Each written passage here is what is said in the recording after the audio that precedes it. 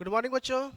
तो आज हम जो टॉपिक पढ़ने वाले हैं वो है ध्रुवित प्रकाश को कैसे अध्रुवित प्रकाश में बदला जाता है, जो कि लास्ट लेक्चर में हमने बता रखा है कि दो प्रकार की प्रकाश होती है, ध्रुवित और अध्रुवित होती है। ठीक है, अध्रुवित क्या होती है, ध्रुवित क्या होती है, वो मैं समझा चुका हूँ। आज हम इसके बारे में थोड़ा आगे पढ़ने वाले हैं। तो स्टार्ट करने से पहले मैं आपसे पढ़ा हुआ है उस ठीक है। जो हमें जानना है वो ये है, पहला जो हमें लेक्चर में जानना है वो ये है कि अध्रुवित प्रकाश क्या था। तो अध्रुवित प्रकाश में मैंने बोला कि यदि प्रकाश इस दिशा में जा रही है, एक्स दिशा में जा रही है, तो क्या होगा, तो कंपन जो होंगे, किसके कंपन, विद्युत क्षेत्र सदिश के कंपन। मतलब क्या है विद्युत क्षेत्र सदिश का, जानते हो, विद्युत क्षेत्र में जो माध्यम के वो कंपन कर रहे हैं उसकी बात कर रहे हैं। तो वो वाई दिशा में भी होगा और जेड दिशा में भी होगा, ये हमने बता दिया। अगर ऐसा है, ध्रुवित है, और अगर प्रकाश एक्स में जा रही है, कंपन सिर्फ वाई में हो या सिर्फ जेड में हो, तो इसको हम बोलते हैं ध्रुवीय प्रकाश। कंफर्म।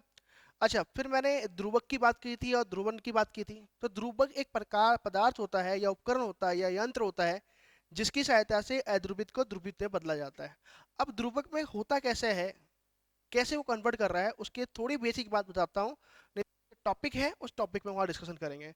एग्जाम्पल के लिए मान लो कि यहाँ पर जो हमारा है ये क्या है, एक बस धातु है और इसमें ये परमाणु है। तो परमाणु के अंदर ये जो स्पेस दिख रहा है ना, वाइट वाइट ये वाला स्पेस, तो इस स्पेस से, ये काफी इंपॉर्टेंट स्पेस होता है। इन स्पेस से इलेक्ट्रिक फील्ड, मैग्नेटिक फील्ड के वाइब्रेशन पास हो जाते हैं। कंफर्म। जैसे एग्जांपल के लिए ऐसा कुछ स्ट्रक्चर होता है जिनसे पास हो जाते हैं। एग्जांपल के लिए मैं क्या मानता हूँ, जैसे ये मेटल है, इसको मैं जूम कर रहा हूँ, तो ये जो स्पेस है वो भी जूम होगा।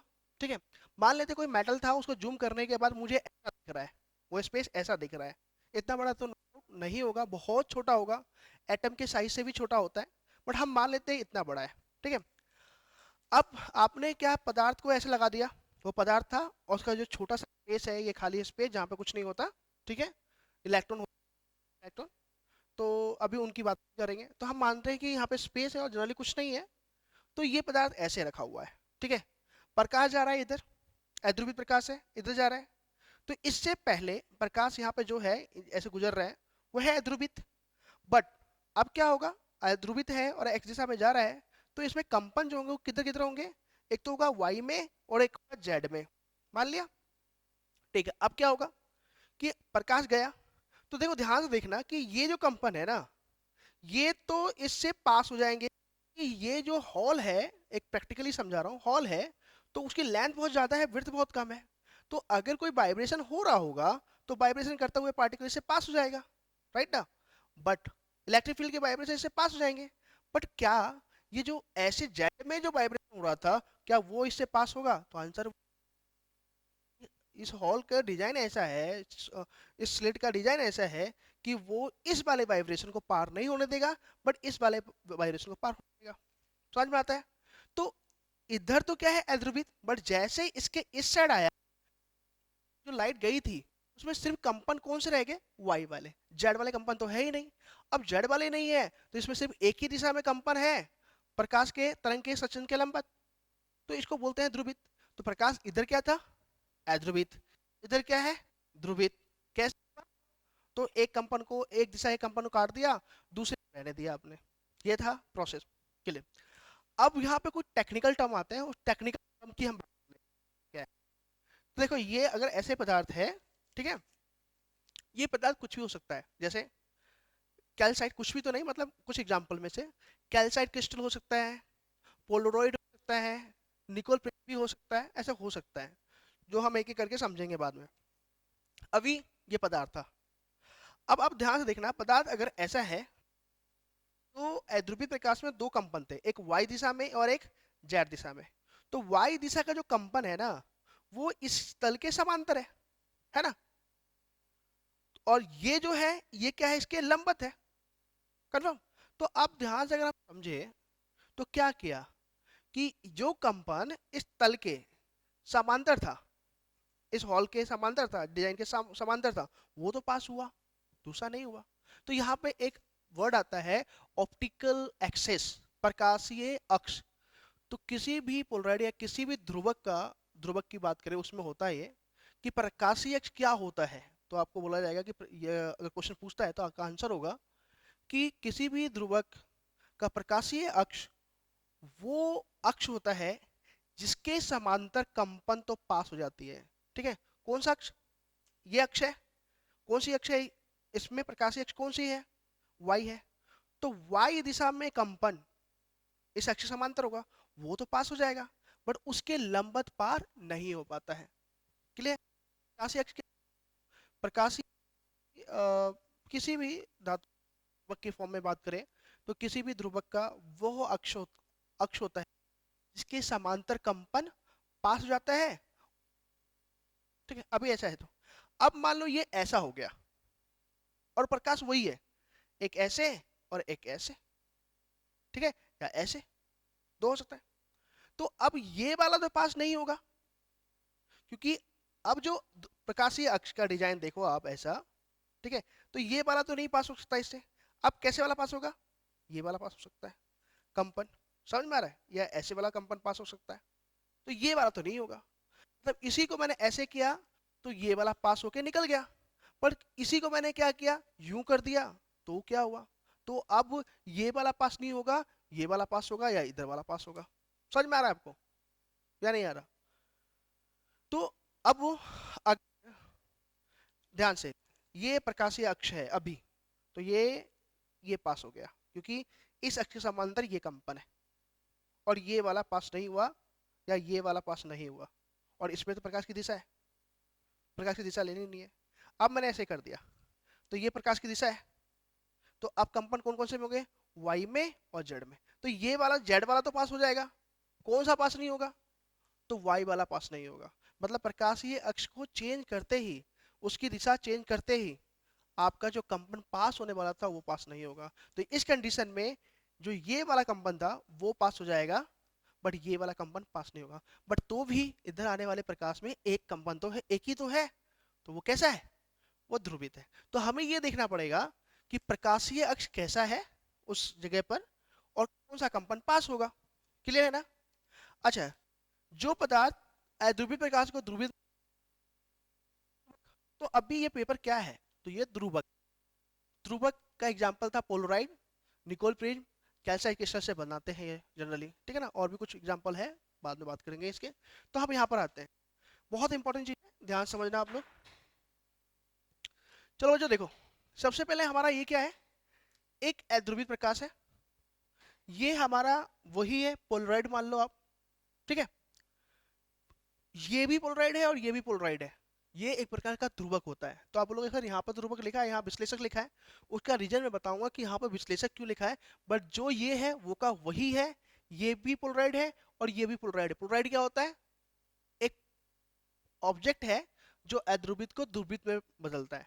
तो पोलराइड हो, निकल प्रिज्म हो, ये सारे अलग अलग उपकरण हैं जो ध्रुवित अध्रुवित को ध्रुवित में बदलते हैं। बट एक कॉमन नाम से बोलेंगे तो हम उसे बोलेंगे, क्या बोलेंगे उसको? उसको कॉमन नाम से बोलेंगे ध्रुवक। क्या बोलेंगे? ध्रुवक। जैसे पेंसिल कई कैटेगरी की आती है, बट कॉमन नाम क्या होता है?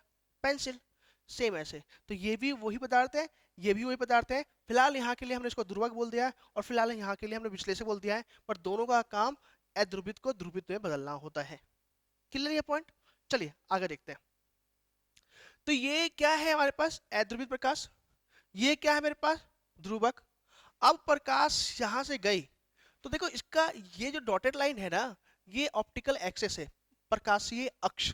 ठीक है, तो ये जो ऑप्टिकल एक्सेस है, प्रकाशीय अक्ष, इसके समांतर कौन से कंपन है? तो अगर ये प्रकाशीय अक्ष है तो इसके समांतर ये वाले हैं, डॉट वाले तो ऐसे हैं। ठीक है, और ये क्या है आपका? इसके समांतर। और प्रकाश जा रही है इस दिशा में, तो प्रकाश जा रही है एक्स में, एक कंपन कैसा है? वाई में, और एक कंपन कैसा है? जेड में। तो आप मुझे इन दोनों कंपन में से बताओ प्रकाशीय इस डॉटेड लाइन के समांतर कौन सा होगा? तो ये रहा वो पदार्थ, एक कंपन है ऐसे और एक कंपन है ऐसे, तो ये वाला समांतर है। मतलब ये जो है ना, ये वाला, ये समांतर है, तो ये इससे पास हो जाएगा, जबकि डॉट वाले जो कंपन है ना, ऐसे वाले, वो रुक जाएंगे। तो अब मुझे बताओ, क्या इसमें केवल एक ही दिशा में कंपन हो रहा है? बिल्कुल एक ही डायरेक्शन में कंपन है, वाई दिशा में ही कंपन है, जेड डायरेक्शन है, कट गया है। तो अब ये हो गया है ध्रुवित प्रकाश। कैसा हो गया बच्चों? ध्रुवित प्रकाश। अगर इस प्रकाश की तीव्रता आई नॉट है तो यहां आते आते प्रकाश की तीव्रता आधी हो जाती है। कई बार क्वेश्चन पूछ लिया जाता है कि अध्रुवित प्रकाश को ध्रुवित प्रकाश में अगर बदलते हो आप तो उसकी तीव्रता कितनी परसेंट कम हो जाती है? तो आंसर है 50%। तो यहाँ पर तीव्रता कितनी हो गई? आई नॉट बाई टू। उस आई नॉट बाई टू को मैंने आई मान लिया है। हो गया। अब यहाँ पर ये प्रकाश आ गई। अब ये जो है, ध्यान से सुनना, कि ये भी ऐसा ही पदार्थ है, वही पदार्थ यहाँ लगा दिया मैंने। अच्छा, इसका जो प्रकाशीय अक्ष है वो क्या है? तो इसमें ये जो प्रकाश है, ध्रुवित प्रकाश जो है, ये जो ध्रुवित प्रकाश है, इसमें कंपन सिर्फ किस दिशा में है? वाई में। और वाई दिशा की कंपन क्या इस ध्रुवक, ये भी एक ध्रुवक ही है, विश्लेषक नाम दे रखा है बेशक, इस ध्रुवक के प्रकाशीय अक्ष के समांतर है या लंबवत है? अगेन मुझे बताओ, ये प्रकाश मेरे को मिला, उसका जो कंपन हो रहा है ये भी प्रकाशीय अक्ष के समांतर है या लंबवत है? तो आंसर समांतर है। और अगर समांतर है तो करेगा या नहीं करेगा? तो आंसर पास करेगा। तो जो तीव्रता यहाँ पर होगी ना, वही तीव्रता यहाँ पर भी होने वाली है। मतलब कोई तीव्रता कम नहीं होगी। यहाँ से यहाँ तक आने में कम हुई है, बट कम नहीं हुई। कब कम नहीं हुई? जब दोनों एक दूसरे के समांतर थे। क्योंकि इसका भी ऐसी लाइन में है, इसका भी में एंगल है। तो जब हमने दो ध्रुवक यूज किए थे, एक दे रखा है कि प्रकाशीय अक्ष एक दूसरे के समांतर है, तो प्रकाश, हम इस पॉइंट ऑफ व्यू से बात करेंगे, तीव्रता में कोई कमी नहीं आती। तो जो तीव्रता यहां पर होगी वही तीव्रता यहां पर होगी। हो गया। इस पोजीशन को बोलते हैं समांतर स्थिति। मतलब दोनों एक दूसरे के समांतर है, ऐसे है। ठीक है। और इंग्लिश में से बोलते हैं पैरेलल कॉम्बिनेशन। ठीक है ना, या पोजीशन बोल देते हैं इसको हम, पोजीशन। ठीक है बच्चों, नेक्स्ट पॉइंट देखते हैं। देखो अब नेक्स्ट पॉइंट हम ये देख रहे हैं, मान लो बीच का केस मैं समझा नहीं रहा अभी, पहले मैं नीचे वाला कंडीशन देख लेता हूँ फिर इसको समझाऊंगा। ठीक है, अब इस वाले कंडीशन में क्या हो रहा है वो देखो। ये अध्रुवित प्रकाश है, ये कौन सा है? ध्रुवक है।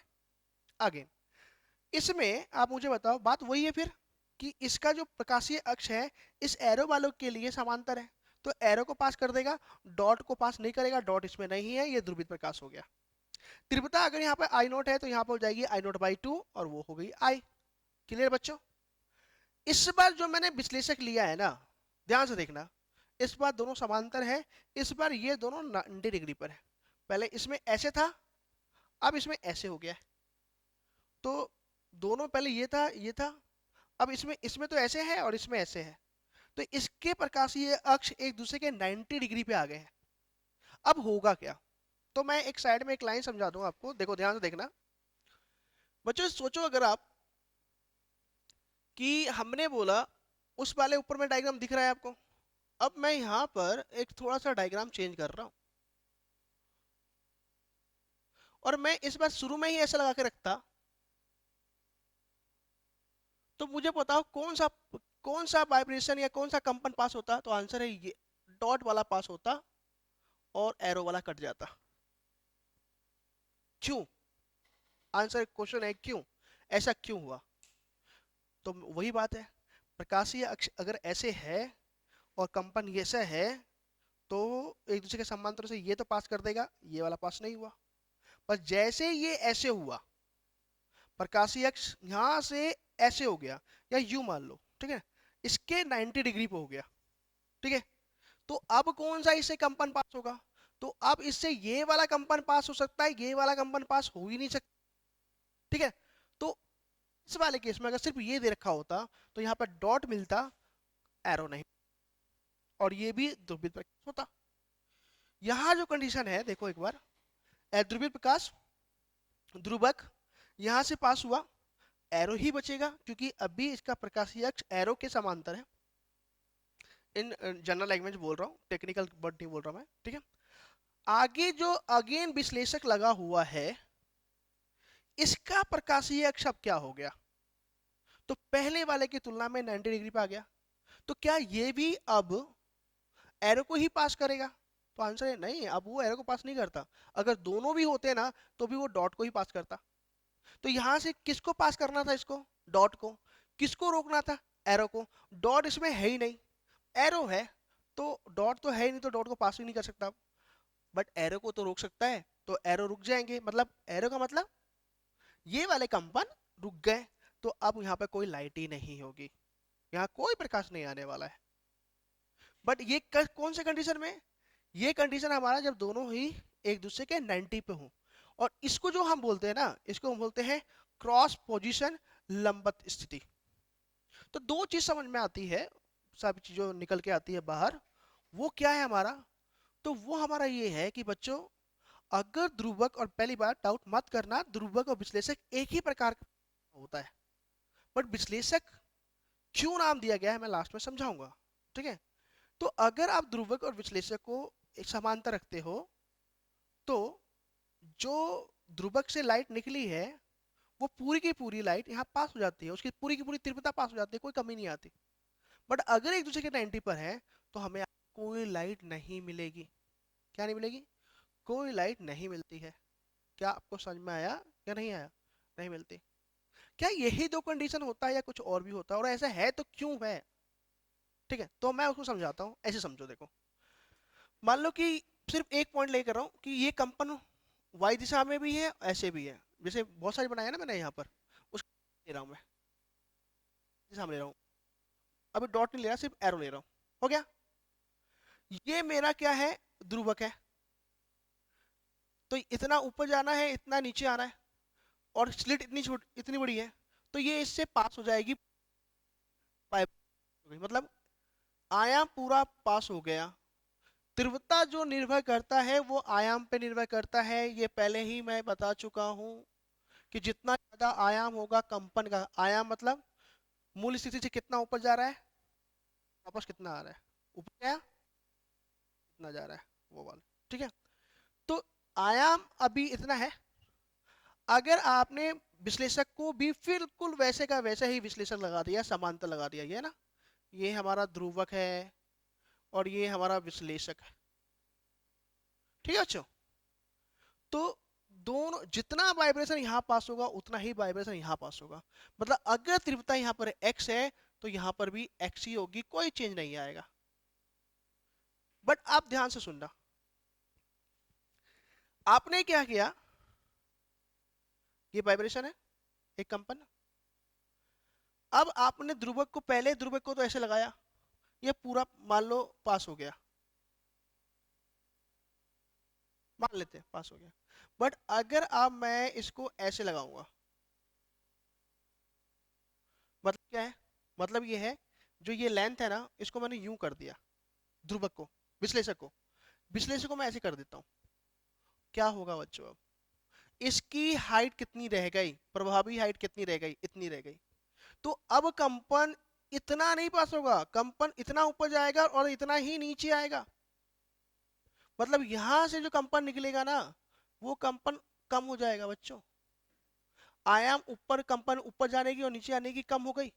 ये क्यों हुआ, तो आंसर है, इसमें आपका ध्रुवक और विश्लेषक ऐसे था 0 डिग्री, अब ये ऐसे हो रहा है, मान लो ऐसे हो रहा है, मतलब इसके रिस्पेक्ट में एंगल चेंज हो रहा है।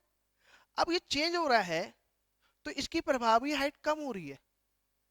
जैसे गेट है, सामने गेट, दो गेट है, एक यहाँ पर गेट है, एक सामने, दोनों की हाइट सेम है, तो जितनी आसानी से मैं यहाँ निकल सकता हूँ बिल्कुल खड़े हुए, वहां से भी जा सकता हूँ। बट मैं क्या करूँ, उस वाले गेट को ऐसे ना कहीं ऐसे झुका दूं, तो क्या मैं इससे तो इधर वाले गेट से तो बाहर निकल जाऊंगा, बट क्या मैं उस गेट से पूरा खड़ा खड़ा निकल सकता हूँ, नहीं, मुझे झुकना पड़ेगा। और झुकूंगा तो मेरी हाइट कम होगी, वैसे ही कम है, हाइट कम होगी तो क्या होगा, आयाम कम हो जाएगा, तीव्रता कम हो जाएगी। और गेट को झुका रहा हूं तो अब क्या होगा, अब और आपको झुकना पड़ेगा, और झुका, इसको कम कर रहा हूं तो और भी आपको झुकना पड़ेगा, फिर लास्ट में क्या होगा, और गेट पूरा ऐसे हो गया तो आप उससे जा ही नहीं सकते। आप बोलोगे सर गेट तो खुला ही रह गया ना, कंडीशन बता रहा हूं मैं, समझ में आया। तो ऐसा ही है कि मान लो हमने क्या किया इस बार, और इसको इतना ना करके थोड़ा और नीचे कर देता हूं, देखो ऐसे कर दिया, तो प्रभावी हाइट इतनी हो गई। अब जो आयाम पास होगा ना वो इतना ही होगा, तो आयाम कम हो रहा है। तो यही कहानी है कि पहले अगर मान लो ये वाला जो कंडीशन था कि पहले ऐसे था, ये पूरा पास हो गया, ऐसे मान लो कि ऐसा पूरा पास हो गया, अगर ये ध्रुवक और विश्लेषक भी ऐसे है, ये भी पास हो गया, पर ध्रुवक तो ऐसे ही है, पास हो गया, बट ये जो विश्लेषक है यहाँ पर वो ऐसे होता जा रहा है। तो आपको क्या लगता है ये बिल्कुल ऐसे पास हो जाएगा? नहीं, अब ये यहाँ पर रुक जाएगा। अब बोलो क्यों? क्योंकि इसकी हाइट सीधे सीधे तो निकल जाता, पर ये टेढ़ा है, तो अब जब ये जाएगा ना तो यहाँ टकरा जाएगा, तो ये जो इतना पोर्शन आगे जा ही नहीं पाएगा, कंपन कम हो जाएगा। समझ में आया? तो कहने का क्या मतलब, कहने का मतलब यही है, जो ध्रुवक है और विश्लेषक है उनकी स्थिति कैसी है उसके आधार पर होगा। तो जब दोनों समांतर है तो प्रकाश की तीव्रता अधिकतम पास होती है, पर जैसे जैसे ये झुकता हुआ जाता है, मतलब एंगल चेंज होता जाएगा, ठीक है ना, 0 से 30, 60, 70, 80 और 90, 90 पे 0।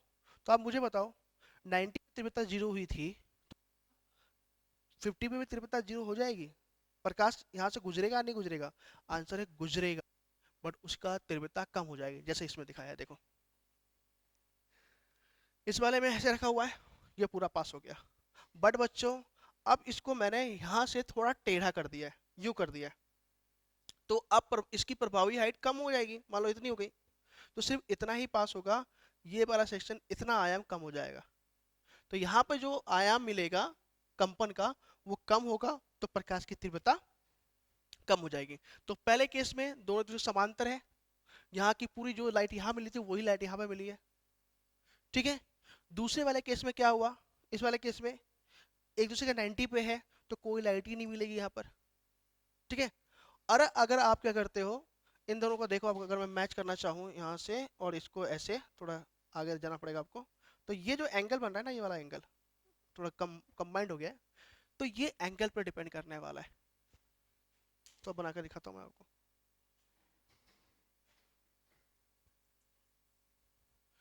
तो हमारा क्या कॉन्सेप्ट क्या है, ये कॉन्सेप्ट यही है सिंपल सा, कि अगर भाई ये प्रकाश ऐसे है, समांतर होगा तो पूरा ही पास होगा। अगर आपने यूं कर दिया, इसको थोड़ा टिल्ट कर दिया, तो एंगल, ये जो एंगल बनता है ना, इस पे डिपेंड करेगा कि प्रकाश की तीव्रता कितनी होगी।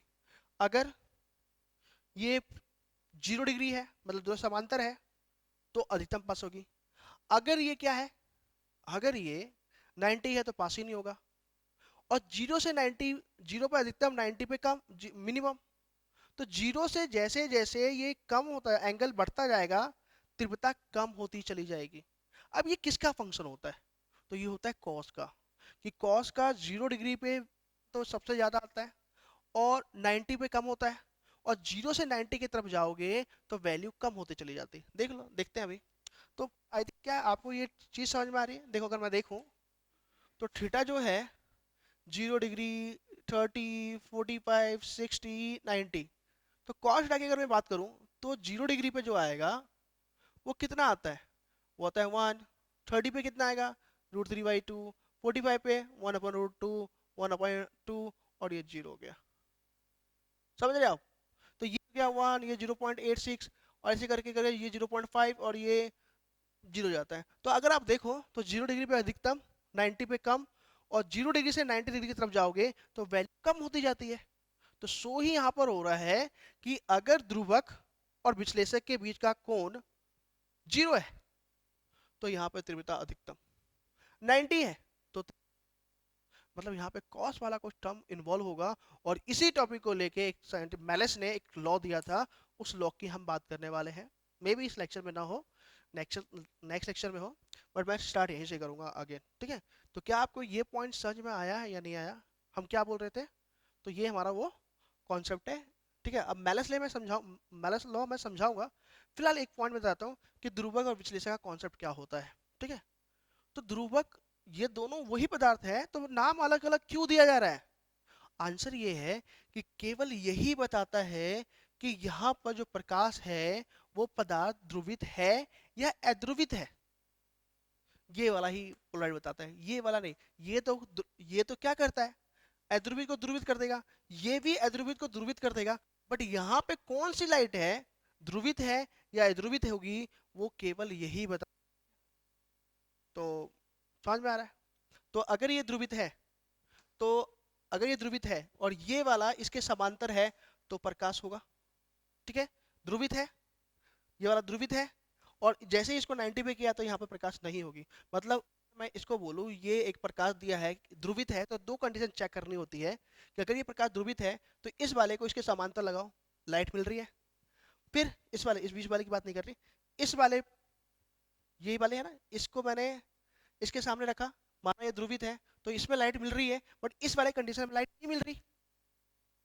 ये ध्रुवित है, यहाँ पे लाइट नहीं मिल रही, अब ये है। बट अगर ये प्रकाश अध्रुवित होता, मान लो क्या होता, अध्रुवित होता, तो क्या होता? तो अगर ये अध्रुवित होता ना बच्चों, ध्यान से देखो, मैं अब थोड़ा डायग्राम चेंज कर रहा हूँ। मान लो कि ये अध्रुवित, मान लो कि ये अध्रुवित है और आपने इसके समांतर लगा दिया है, तो यहाँ पे क्या होने वाला है, यहाँ पे एरो मिल, मान लिया हमने क्या माना था, ये अध्रुवित है।